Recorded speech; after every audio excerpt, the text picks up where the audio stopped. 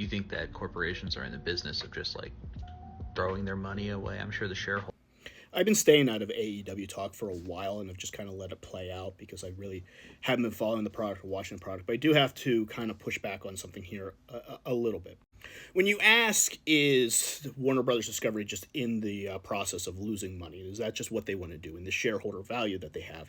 The answer is kind of yes, in a way, right now. The Warner Brothers Discovery isn't really overly concerned about its profit and loss.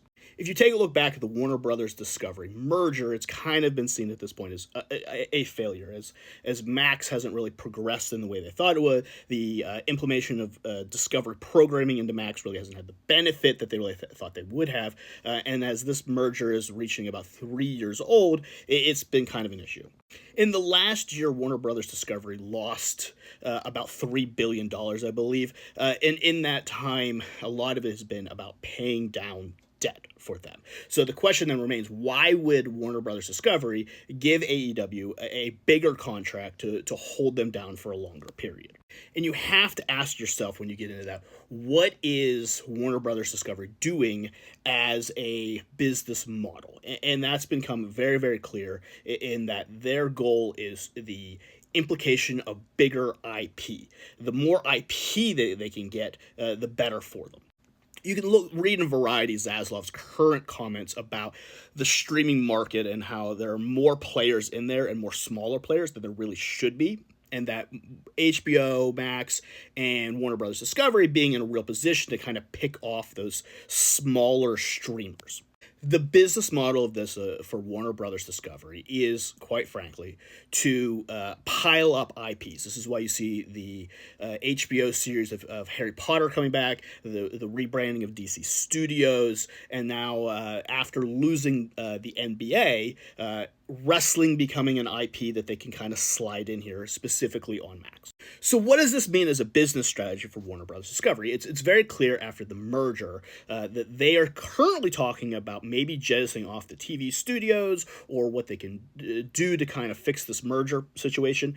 But it's very clear what Zaslav's entire idea is to pay down as much debt as possible and then rebrand with bigger IPs. And then when you have a bunch of good, solid IPs, at that point, you become very, very desirable for another big shark to come in that's a little bigger than Warner Brothers Discovery, sell off all of that, and then Zaslav would make a ton of money off of that sale. You look at something like Comcast as a giant that could come in and eat up Warner Brothers Discovery, take all of that content into their marketplace with their existing IP and become kind of a mega conglomeration. At that point, you could then jettison off small sections of it, sell off those things or roll off those things into other smaller companies and generate a lot of value. I think what Warner Brothers really wants to do is get their cash flow at a certain point where they can sell off enough debt and then use that to become attractive. And so what you need to do that is IPs that people want to buy and losing the NBA but gaining a professional wrestling company for a longer period of time gets them that live sports model that you can sell as a, hey, we have this type of streaming that brings in this type of audience that brings in this type of market. So is the extra $100 million in contract rights that AEW get indicative of them as a company and their value? No. It's more indicative of what Warner Brothers Discovery is trying to do in the marketplace. What it does show is that there is still incredible value in live sports, which gives AEW strength in a marketplace. But it doesn't give them the negotiating power that they really thought they had going into it, but it did still end up being a good deal for them. Long term, what's this mean for AEW? Well, the cash influx is great for them. Whether or not they're going to have a home in 5 years, they're probably going to have to renegotiate with a lot of other people once this deal is up. And we're looking at probably about a 4 to 5 year range before Warner Brothers is ready for another merger or for a buyout or anything like that. So they're going to be safe. So it's a good deal for them in the long term.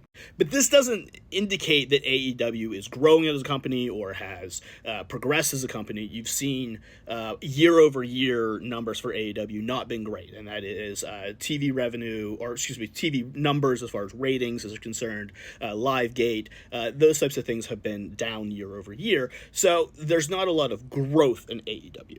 AEW's entire growth has been predicated on Warner Brothers growth, and that's good for them, as in they can use Warner Brothers as a platform to jettison themselves. Now, as an individual IP, we're not seeing the growth year over year that you would want to see out of that IP. It's either deflated a little bit or remains stagnant. This is why you've seen the cancellation of Rampage, as that market time place really didn't work for them. Collision has kind of struggled as well in that type of live Saturday night spot, but it's kind of a dead spot anyway. AEW will continue to maintain a television contract, and a good television contract, as long as they can do two things, which is one, generate more ratings, and two, be cheaper to produce than content that Warner Brothers used to use. So I'll use an example. If it gets higher ratings and is cheaper for Warner Brothers to put on Dynamite than it is for them to license a movie to put in that spot, or to license a syndicated TV show to put in that spot, AEW will continue to have a negotiating position that is great. So to wrap all of this up, to get to the point of this, is Warner Brothers Discovery in the habit of losing money, or the shareholders care about that? Yes, they are. They're interested more in growth than profit at this point. They're interested more in obtaining IPs that they find profitable to sell off in certain directions. That's why they've invested in AEW, to try and get ownership stake in AEW, to conglomerate that IP. So yes, that is the business of it. The extra $100 million a year has nothing to say about AEW as a product, and more what it says about Warner Bros. Discovery, where they're going for the future, and where they really think everything's going to line up. If we're going to talk wrestling business, then you have to look at it as an entertainment whole of what these conglomerate companies are doing, what they're interested in, what they're kind of seeing as their purviews, and less of, well, this contract is good or that contract's bad or anything like that. Same thing's happening with WWE on a much larger front, as they are way more conglomerated now inside TKO.